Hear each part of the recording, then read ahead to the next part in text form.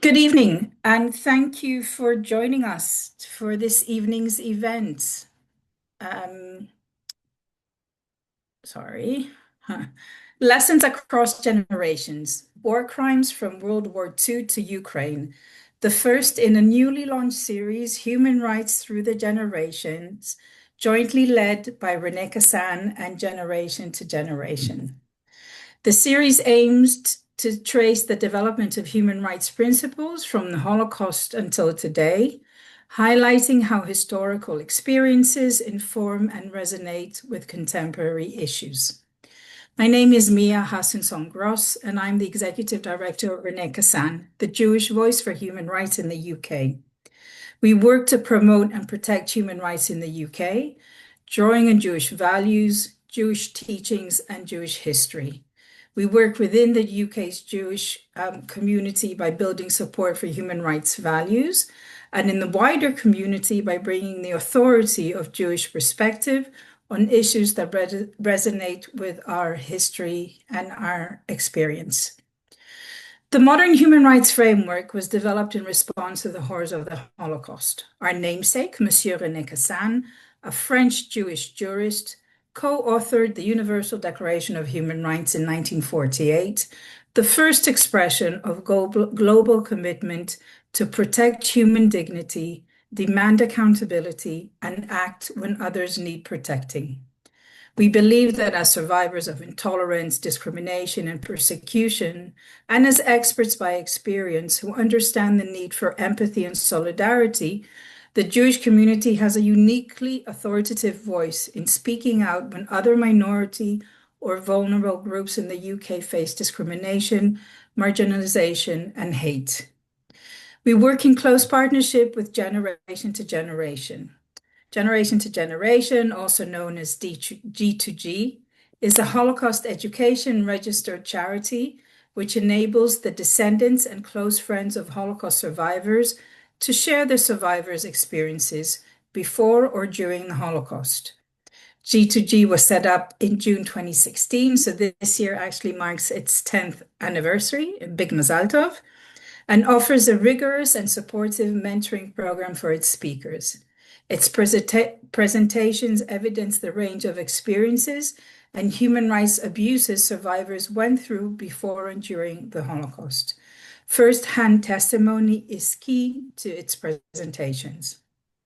Last year, G2G speakers presented to around 50,000 people in schools, universities, prisons, public and private organizations. And for more information about G2G, or if you're interested in booking a speaker, we will now share the link to G2G's website in the chat. So tonight's event is a powerful exploration of the concept of war crimes from the Second World War to the present day, as only yesterday we marked the 4th anniversary of the war in Ukraine. To date, 208 individuals have been found guilty by a court of committing war crimes, all of them likely to be Russian soldiers. I am really delighted to introduce our speakers for this evening.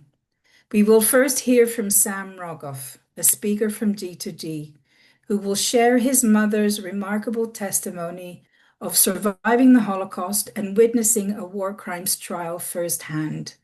Now retired, Sam was a senior partner in his own accountancy practice.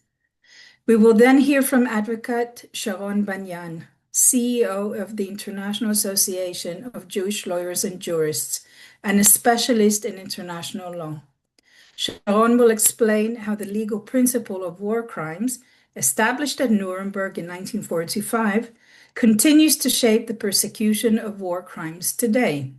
The prosecution, including the relevance to efforts to hold perpetrators accountable for atrocities and crimes committed during war, and with specifically reference to the war in Ukraine.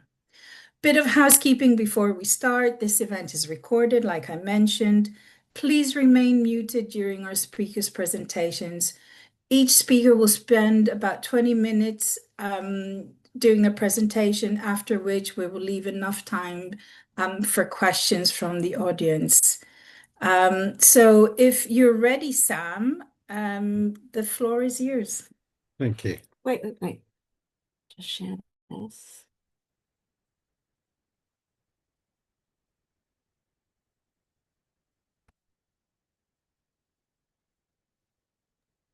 Can everyone see Sam's presentation? Unmute if you can't, otherwise please stay muted. All Good right. evening. Good evening. In June 1966, just a few weeks before England won the World Cup, my mother travelled to Germany with her husband Ike and her sister Manja. At the Regional Higher Court in Münster, 60 kilometres north of Dortmund, 14 SS and security police officers were on trial for crimes they committed in the war in the Polish city of Stanisław, now called Ivano-Frankivsk, part of Ukraine. My mother and my aunt were born in Stanisław. They came from a large family. My mother, born in 1922, was the youngest of 7. There were many nephews and nieces and a large extended family. Jewish people had been living in the city since 1662, when the founder, Count Potocki, allowed them the right to settle. By 1939, 25,000 to 30,000 Jewish people lived there. By 1945, all but 1,500 had been murdered. My mother's family was religious. My mother remembered the festivals and family events very fondly. Her parents were wholesale fruiterers and lived what my mother simply called ordinary lives. My mother had said that she experienced no anti-Semitism at school, and particularly liked the singing and music classes. At the age of 16, she left school, initially working as an apprentice at a clothing factory, and then enrolled on a 3-year design and pattern cutting course. On the 1st of September 1939, Germany invaded Western Poland. For Stanisław, the war would come a little later. The Soviet Union invaded Poland from the east on the 17th of September, taking control of those parts of Poland that had been agreed in the Nazi-Soviet Pact of August 1939. My grandparents' business and my mother's fashion course were both closed.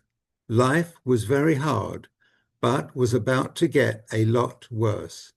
On the 22nd of June 1941, Germany invaded the Soviet Union.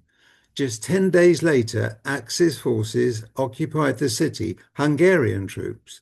By the 26th of July, the Hungarian troops had been replaced by German troops, who immediately created the Jewish Council to implement their orders.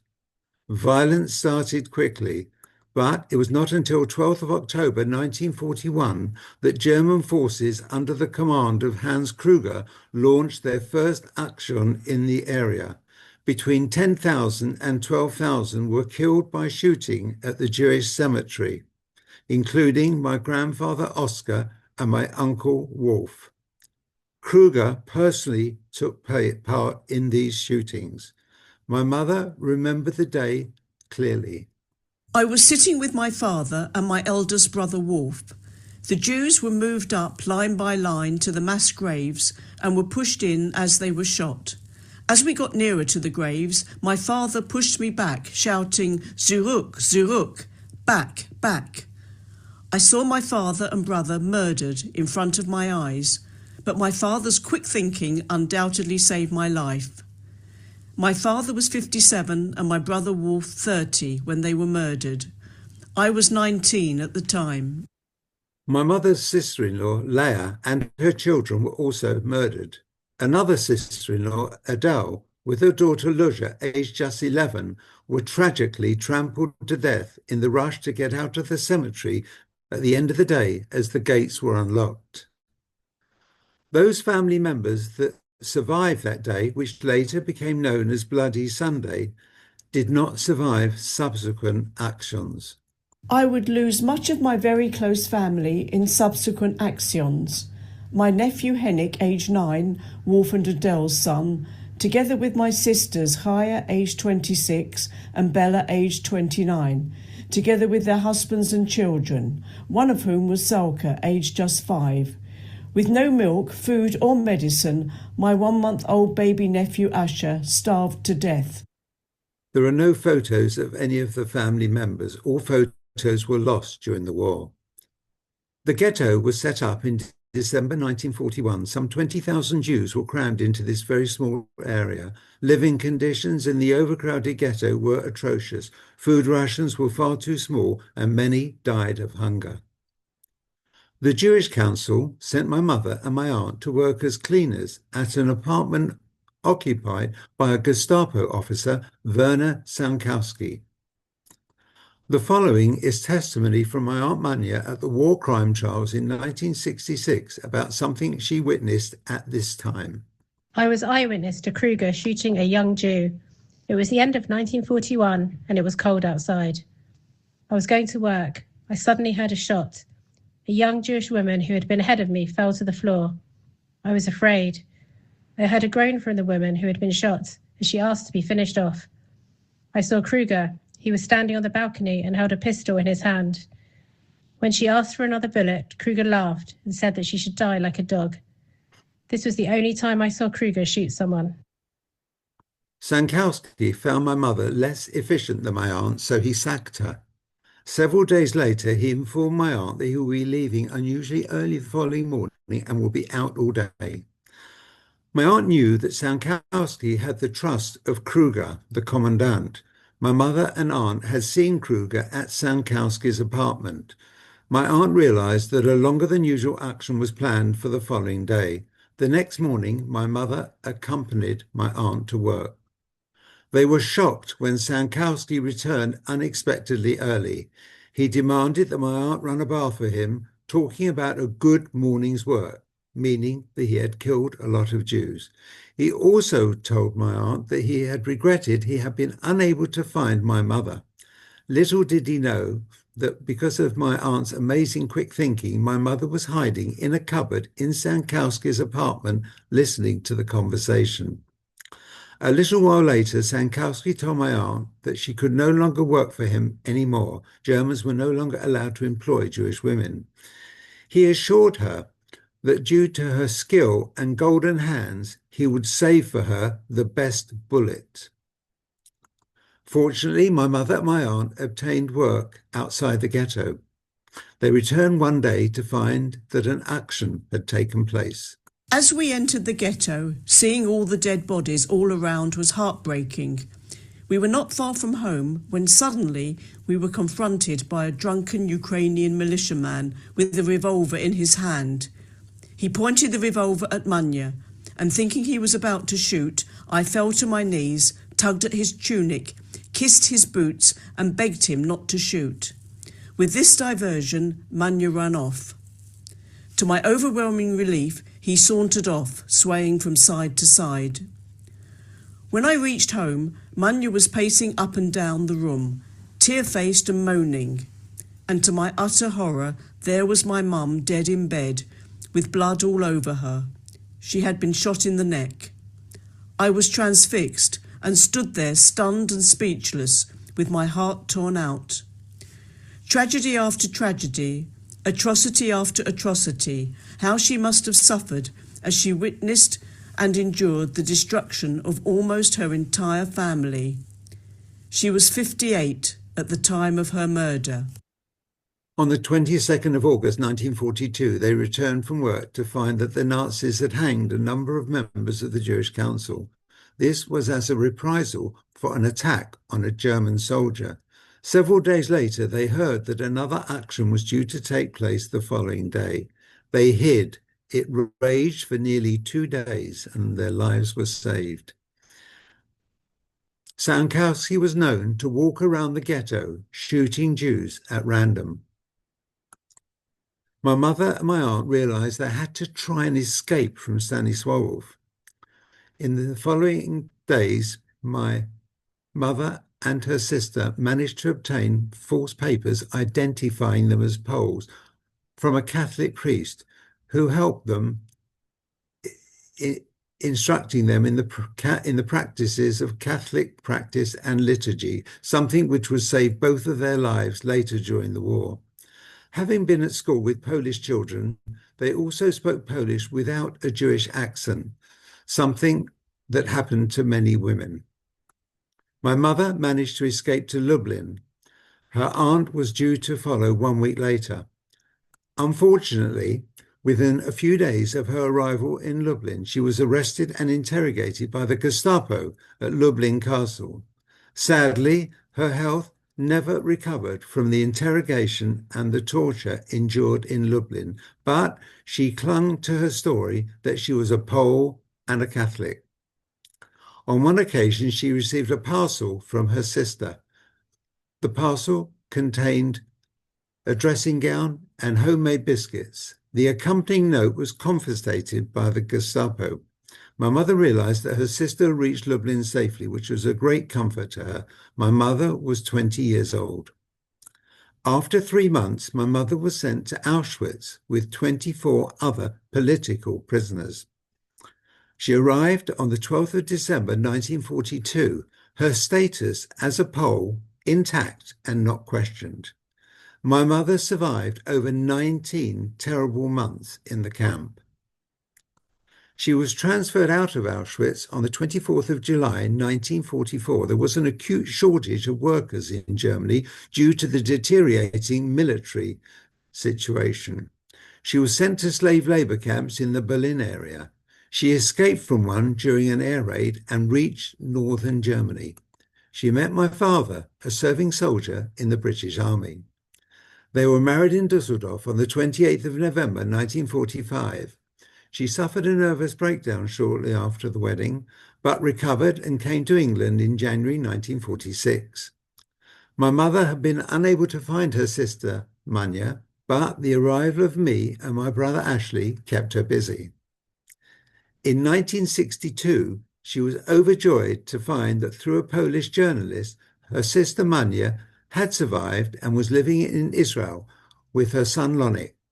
Further contact established that her brother Moishe and another sister, Ruzha, with daughter Duzha, had also survived. There were many happy reunions.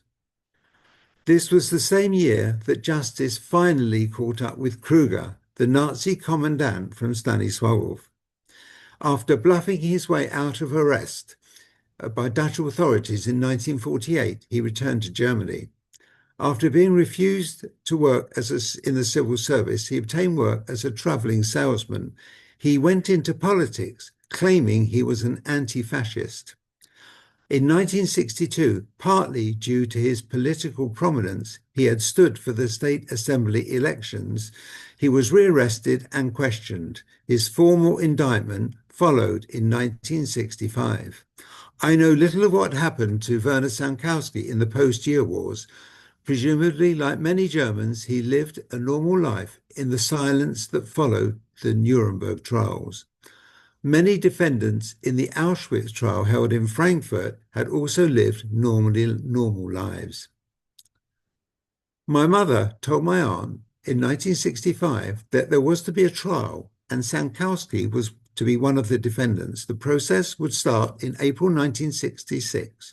My aunt was going to be one of 179 witnesses. This is what she had to say. My name is Miriam Snopkowska. I live in Tel Aviv. I come from Stanisławów and lived there at the outbreak of the German-Russian War in June 1941. I remember that there was a transportation of German Jews, and that among the people, my sister found a woman called Goldstein. She was sent with others to the Belzec death camp. I remembered that one day Jews were transported. It was 1942 and we lived in the ghetto. It was said that the operation was only against men. I saw many men led in the direction of the Jewish police. Later, a rumour went round that women and children were also being taken. We hid ourselves. The next day, on my way to work, I saw many Jewish policemen hanging from street lamps on Belvederska Street. I saw a mass grave in the street, and I saw a man who was half in the grave begging someone to help, but no one did. Everyone was going their own way. When I returned from work, I saw that the grave had been covered with quicklime. I heard that members of the Jewish Council had been murdered. I know of an operation against Jewish children. This operation was directed against children from the orphanage in the ghetto. Among the orphans was my brother's son, Henrik, who was 8 to 9 years old. My brother and sister-in-law had been murdered. That is the reason he was in the orphanage. It was said one day all the children from the orphanage were brought into an open field and were shot there. My aunt also spoke about Sankowski, his behaviour and actions. Twice I saw Sankowski shoot someone. I can remember the first time was in the summer of 1942. I came from work and sat in the courtyard watching small children playing with a ball. Sankowski appeared with his interpreter. When the children saw the German uniform, they ran away. A 5-year-old girl remained in the courtyard. Sankowski took the ball in his hand and began to play with her. Then he threw the ball far away. She ran after the ball and he shot her dead on the spot. After the My murder, aunt told he the left court the that yard. the name of the girl was Netzler, daughter of neighbours. Also that Sankowski had laughed after that he murdered her. My aunt told my mother how visibly shaken Sankowski was when he saw Auntie Manya in the witness box. His lawyer tried to contradict and denigrate her testimony, but she stood her ground and told what she had seen. Partly as a result of her testimony, Kruger was sentenced to life imprisonment. He served 18 years and died 2 years after release. Sankowski was sentenced to just 8 years in prison. My mother had been unable to face testifying, but travelled to Munster to attend the trial. This is what happened as she entered the court.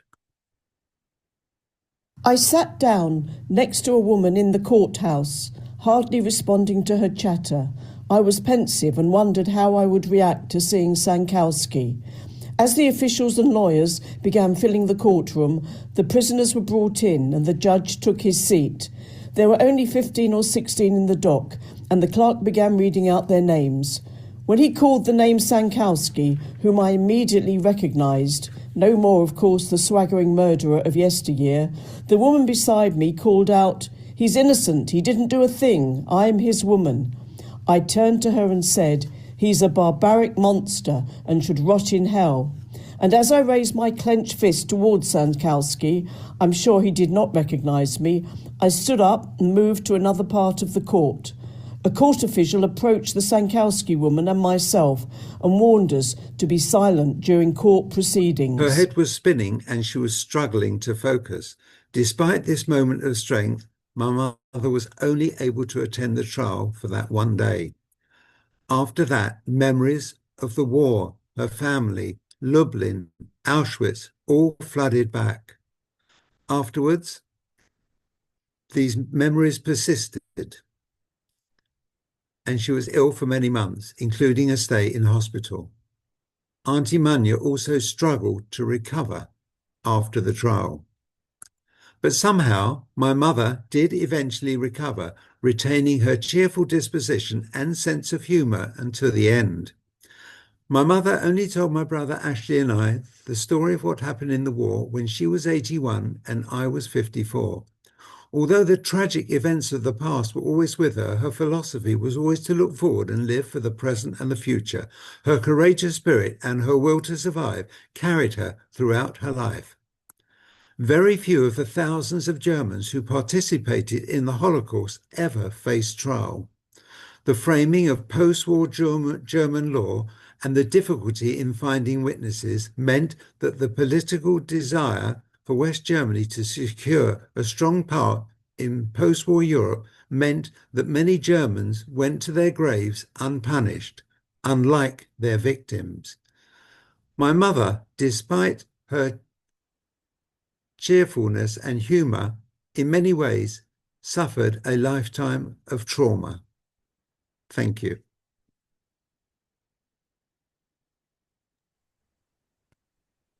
Thank you very much, Sam, for sharing this really, really moving story of your mother and your aunt. And I think actually hearing them speak as well was quite powerful. Your story spoke about tens and thousands of war crimes that were committed. It spoke about one war crime trial that your mother and aunt witnessed.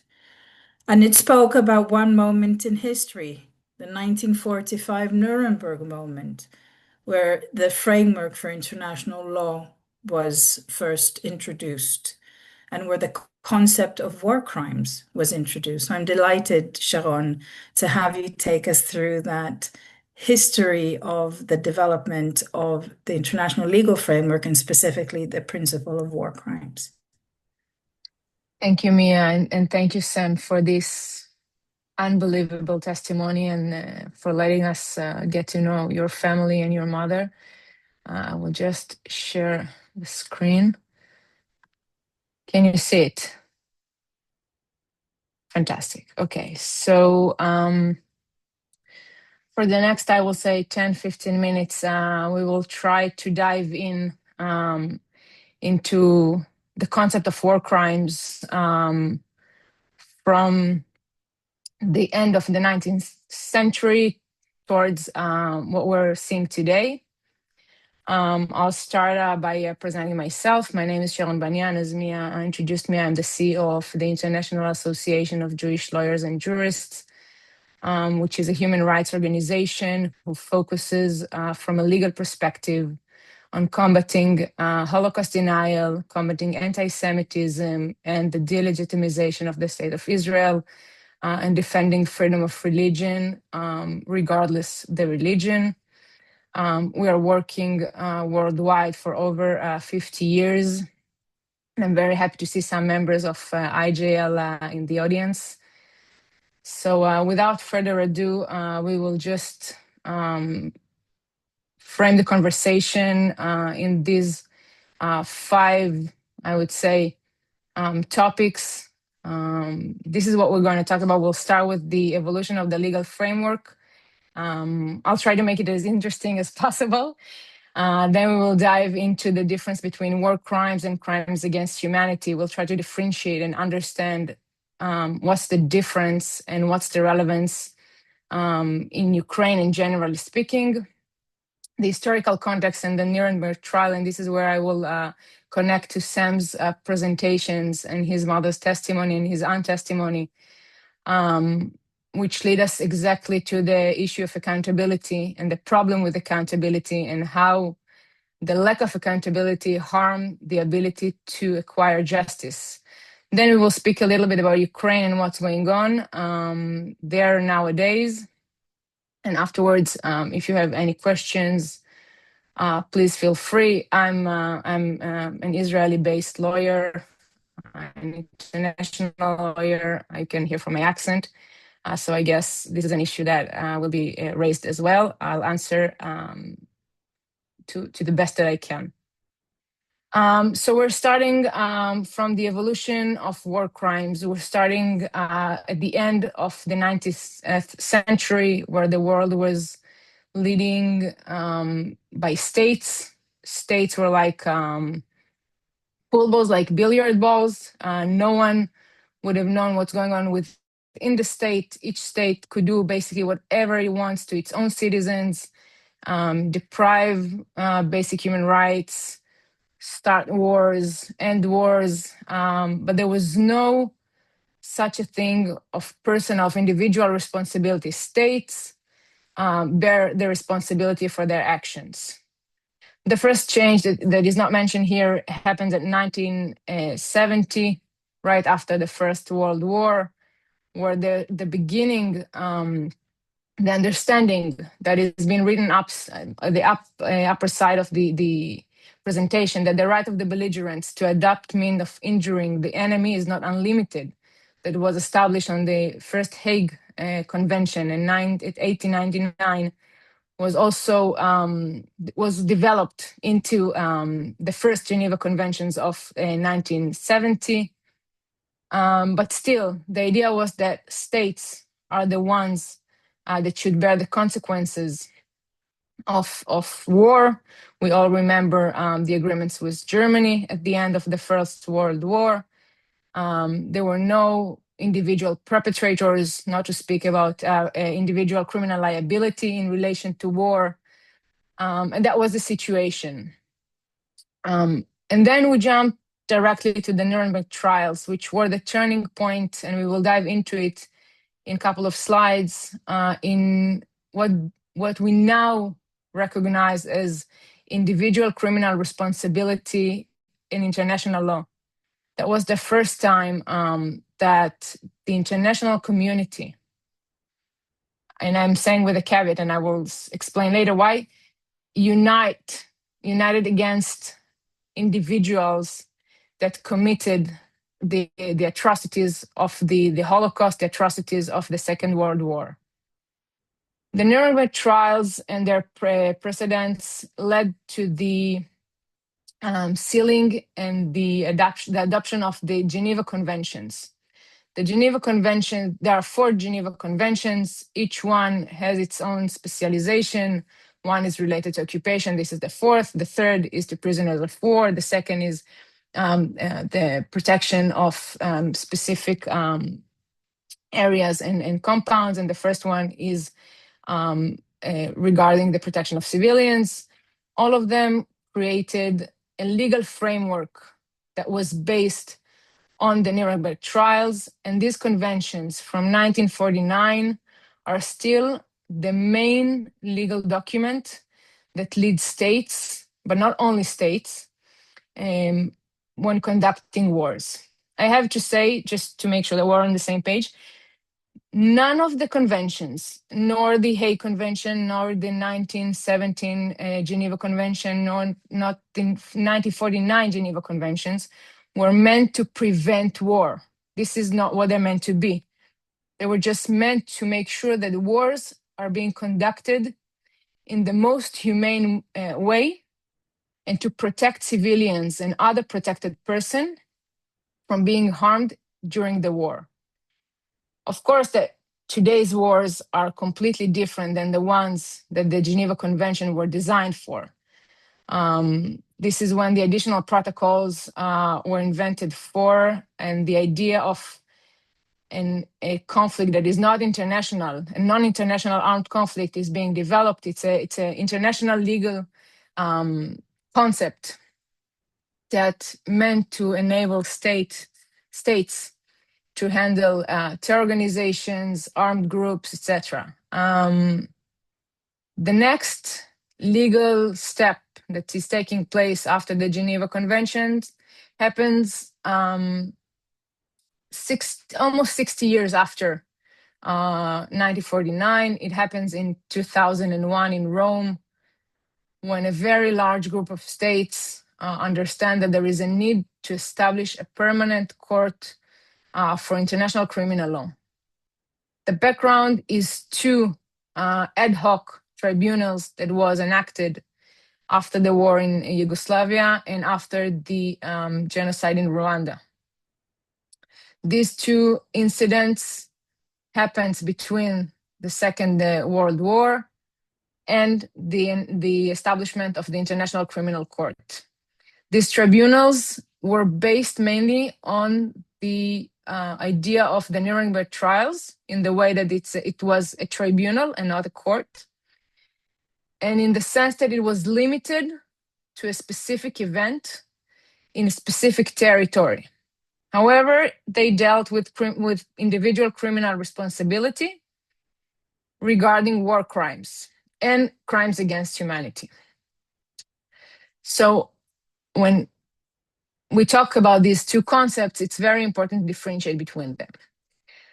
War crimes, as it applies from its name, they're related to war. War crimes can only happen during war. And if you want to speak from a legal point of view, it will be during armed conflict. There is a specific definition in when an armed conflict begins. What is an armed conflict? Armed conflict an international armed conflict, non-international armed conflict, but war crimes are always related to an armed conflict. Crimes against humanity, on the other hand, does not have to be related to an armed conflict. They only have to be widespread or systematic acts by states or organizational attack against civilians. The mutual aspect of war crimes and crimes against humanity is that the civilians are the protected persons that that these two concepts are looking to protect. I will just give you, can you see my screen? The Ram statue? Okay, fantastic. So we will just let you see the Ram statue for a second, and you can see now that the jurisdiction of the court, okay, which is quite new and quite progressive, is divided into four. There is a specific article for genocide, which is different from crimes against humanity and is different from war crimes, okay? And each of these articles has to do with different aspects. And if any one of you is a lawyer or a jurist by any chance, you know that in order to establish criminal responsibility, you need to meet very specific criteria. So here's the list of war crimes.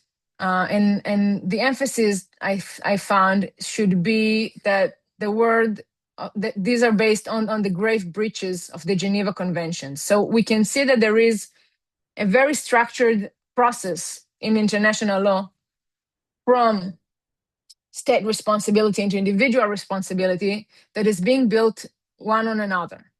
So there is the list that is interesting to see, the taking of hostages,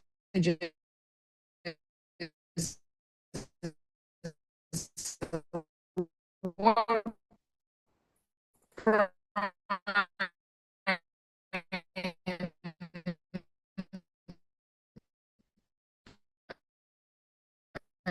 unlawful confinement, the military necessity. And the idea of military necessity, when we speak about war crimes, is very sneaky.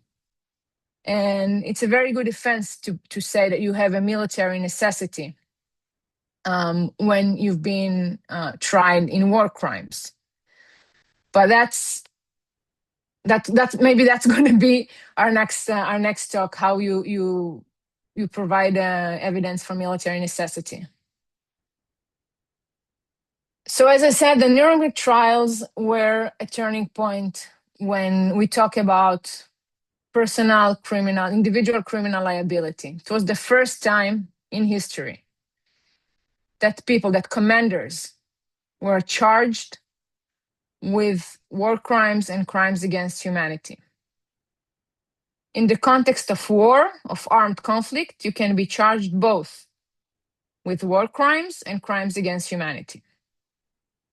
It was the first time that heads of states and military commanders were found guilty or were charged. They lost their immunity that was very common at the days. Head of state could basically do whatever they want to their own citizens, to other countries' citizens, if they conquer the land. But was the first time that a borderline was drawn. The other way to look at Nuremberg trials, and I'm talking about Nuremberg trials also on Tokyo trials, that it was a victor's justice. The laws that we are talking about now, and that was the basis and the founding principles for the international criminal law that we're talking about today in 2026, were drawn by the victors, by the United States, by the UK, by countries that had the chance to design the law as they saw it, with their own legal systems, with their own precedents, and how they see law. We can see the consequences nowadays, and we'll talk about it in a second. However, as was rightfully mentioned by Sam, the main failure from Nuremberg till today is accountability. The ability to identify the commander, the head of state, the perpetrator is one thing. the ability to bring him to justice or her, because we will see that there are also women that have been charged. This is the main failure in the international sphere. So if we will look at the accountability, then we have the foundations, that is the Nuremberg principles and definitions, which are the basis for international criminal law. Then we have the command responsibility, which is the individual criminal responsibility. And we have the universal jurisdiction. 2 words about universal jurisdiction. We said that we have the International Criminal Court. The International Criminal Court is a court that is based on a convention. Convention is something that states can or should voluntarily join. It's not mandatory, but if you're not joining a convention, any convention, it does not apply on you. The Geneva Convention is the only convention almost that is almost completely applied to all states, even if they didn't join it. I think there is only 2 countries that are not part of the Geneva Conventions. But it applies. It's a customary law. And then we see that the enforcement, which is the roof that should make it a safe space, is still missing. So the failure of accountability has 4 elements that I would like to address. The first one is that the ICC is the court of last resort. We spoke about the ICC. It means that if a state is a member of the ICC, that's the first step. But also, if a country is a member of the ICC, if the prosecutor of the ICC would like to start an investigation, he or she will have to prove that it meets the threshold of complementarity, which means that the state itself is unable or unwilling to investigate and prosecute the relevant acts. Okay? And only if it meets the threshold, namely if the legal system is very weak, if there is no government in control, if you see that there is no track record of indictments, then that's the very, very basic condition that the prosecutor should meet in order to start an investigation. The international jurisdiction, the universal jurisdiction, is another layer. Universal jurisdiction means that countries will have in their domestic laws specific laws or clause that refer to the ability to charge and indict people, individuals, who are being suspected as perpetrators of crimes against humanity or war crimes or other grave violations. Most of Western countries have these laws. Also in Israel, there are laws like this, the laws against the Nazis and the people who helped them. But it needs to be activated by a state, which is tricky because states have political interests. So you can see that there's sometimes, I will speak on the Israeli examples, the easy ones, is that 10 or 15 years ago, the Israeli foreign minister, Tzipi Livni, landed in London, and there was an arrest warrant against her. And she could not get off the plane, but the arrest warrant was never fulfilled because of political interests. I'm not saying if it's good or bad, I'm just describing the situation. So that's on the domestic level. But you can also see that countries that are members of the International Criminal Court are not very enthusiastic to cooperate with it. We can take the example of Omar al-Bashir, the former president of Sudan, who landed in South Africa, got off the plane. South Africa is a member state of the ICC. He got off the plane, and then he was warned that South Africa advised him to go back on the plane and leave. No one arrested him. It's a member state. Bashar al-Assad, same. Russia is also, it's not a member state of the court, of course. But I'm not sure that if he will travel somewhere, he will be arrested. Netanyahu, Prime Minister Netanyahu of Israel, he visited Hungary, who is a member state of the court. He was not arrested. He is still a free person. These examples would probably make you think that there should be some sanction against these states. But there is no sanction. There cannot be a sanction because to expel a country from the convention will undermine the mere cause for what the convention is for. Another failure is that there is no international police. There is no Interpol for the ICC to arrest these people. The ICC depends on the goodwill of the court. All of this joined to the lack of legitimacy that this court has, because if you go over the cases, the open cases that are in the court, you can see a very, very specific pattern of people that have specific properties. They are coming from specific area of the world.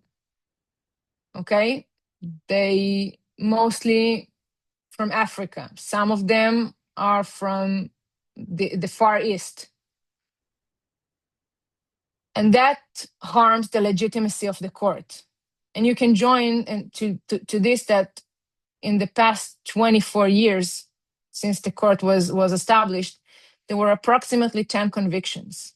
That's nothing if you compare it to the atrocities that are taking place in this world. So we will jump briefly to what's going on now in Ukraine, and then we will open it to questions. Ukraine is, as Mia mentioned, is a 4-year old war that included some of the most atrocious acts happens in the world, especially in the Western world, before October 7, and the scale is much larger than October 7. And what we see is that there is a very big problem of implementation. Ukraine is not a member of the ICC. It has some domestic laws that enable the country to indict Russian soldiers. I will tell you that the way to indict Russian soldiers, let's say for sexual violence, criminal offenses, were just because the Russian soldiers took photos of themselves. Otherwise, it was very hard. So they stopped filming themselves, and now it's very, very hard to indict them. But there is also bright side, because it is a case in which a country that was invaded by another country approached the court, although it's not a member state of the court, through Article 12.3 that enables non-member states to use the court in order to redeem justice. There were arrest warrants that were issued against Putin and another member of his government. But as we understand, arrest warrants are sometimes meaningless. There is universal jurisdiction cases in Europe, which means that European states use their domestic laws in order to indict or investigate suspicions for Russian perpetrators that came to their countries. However, we're still dealing with accountability gap. There is no enforcement mechanism. There is a sitting head of state that is shielded by geopolitics. The crime of aggression that we can talk about in different time, which is a quite new crime. It's something that cannot be revoked now. And as we spoke about the political aspect of it, if we're speaking about the crime of deportation, which is an example of a war crime, then we're speaking about deportation of children. It can be both war crime and crime against humanity. It can be both. And these are the numbers that we've been talking about. No one really knows how many children were deported from Ukraine to Russia. There is an estimation of the Ukrainian government, and there is an estimation of human rights organizations. But that's the situation in which we are now. So if I will need to sum up in 2 sentences the issue of war crimes, I think that we've made a huge progress in the past century. However, we're lacking the main component of accountability and the ability to reach accountability. And the fact that the world became globalized and the pushback that we all are seeing and feeling nowadays is harming the ability to redeem justice and to protect human rights. And when international law is being weaponized by political interests and being misused to achieve political goals, or being misused by the other side to protect war criminals because of political needs, that harms the ability to protect those who really need it. So on that, I thank you all for listening. And if you have any questions, I'm here. Thank you. Thank you so much, Sharon. I hope everyone appreciates the whirlwind of a 1 year worth of university degree on international law. It was brilliant, Sharon. Thank you very much. I'm very, very shocked that people are still awake, but I appreciate it. I'm conscious that we only have 5 minutes late, so if everyone's happy to stay on for an additional 5 or 10 minutes, I didn't want to interrupt Sharon because I thought it was quite important to have that overview. But this is now your time to ask Sharon and Sam any questions you have, specifically about what they spoke about, Sam's mother's and family story, Sharon, anything you want to know about international law and you didn't dare to ask until now. The floor is yours. If you could just put your hand up, virtual hand or actual hand up, I'll try to identify you. So I'm not seeing. I think Mark has a question. Obviously, Please. we know much about Simon Wiesenthal helping to track down Nazis across the world. But why were so few German officers actually prosecuted in the end? What was the fundamental reason? Sharon, is that something that you're able to answer? Yeah, well, the simple answer is that because criminal liability requires specific threshold, quite high threshold, and that was hard to meet because it was very hard to find survivors that will come to testify. Second of all, it was not, and I forgot to mention it, and I'm sorry. Nuremberg was a military tribunal. It was not a civil tribunal, which means that the Nazis were prosecuted according to military law, which is a different kind of law than the criminal, I would say, criminal civil law that we all know. And the other reason that I can identify is that they just escaped. It was very, very hard to bring them to justice. To bring someone like Eichmann to justice was a country-led operation. Not all country wanted, not all country could. So that's my explanation. Thank you. Thank you, Sharon. Adrian, and then someone from Stanmore community. Thank Adrian. you. Thank you. I'd be interested to know from a practical sort of real world perspective, Sharon, how likely could you imagine the teeth, an implementation force being created to actually bring the law to life, to make the law happen, to make it applicable? Could you really see that happening? You asked me to be optimistic, Adrian. I'm not sure I can do that.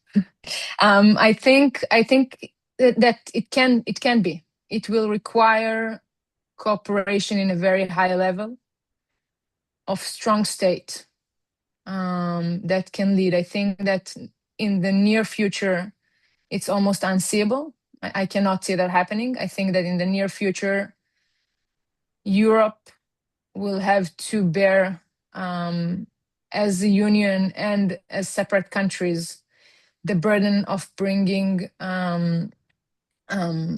perpetrators of war crimes and crimes against humanity to justice as countries and not as an international court. But I do believe that international law is important. International criminal law is crucial. And that's the best I think that we could come with until now. It's like democracy. That's the best we found so far. Maybe we can find something better later, but that's the best we have so far. Thank you. Thank you. Stanmore Community.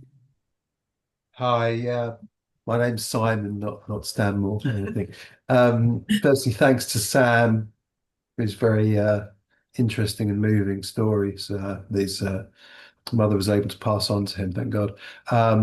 My question and also thanks, of course, to Sharon for like, felt like I'd done the mini MBA there, but like mini law degree. That was great. I really enjoyed that. I found it very stimulating. I wonder if you could give me a quick primer on what's the difference between the ICC and the ICJ. Definitely. And thank you for asking this question. It's a very, very important question. The main difference is that the ICJ deals with cases between states. There is no individual aspect in the cases. Let's take the case between South Africa and Israel. South Africa as a country brought an accusation against Israel under the Genocide Convention. There is no personal criminal liability. The ICC only deals with individual criminal liability. That's the main difference. Also, there is the difference that the ICJ is an organ of the UN. It's part of the UN. So all member countries of the UN are members of the court. So there is no question of jurisdiction, of the ability of the court to apply its jurisdiction over the countries, rather than the ICC, where there is it's a voluntary basis. Countries can join or not join the Rome Statute. That's the main differences. Simon, we did a whole session on that last year, and so there's a whole presentation on the René Cassin YouTube channel, which we will share in the chat. It's part of a different series that we run, which is a series on international law. So highly recommend, because it goes into more detail as to the difference and the relationship since October 7th and what's been happening. I'm going to take moderator privilege, and I'm going to ask Sam a question. Sam, you told us very movingly about your mother's story, about the atrocities that she experienced, that she witnessed. What do you think about the lessons learned or the lessons not learned, where the same crimes, similar crimes, are still happening? I think I saw statistics, there are 130 conflicts happening now. We know of persecutions of other minorities. Are you hopeful? I'm always optimistic, cautiously optimistic. It's sad there's so much has happened since the war, when that was supposed to be the war that ended all wars, and we've had so many tragedies since. So many people murdered. You do wonder, will the lesson ever be learned? Thank you. But I appreciate the optimism. We have to be driven by a hope. It's about promoting something, not fighting. Debbie, I think we still have time for one last question from you.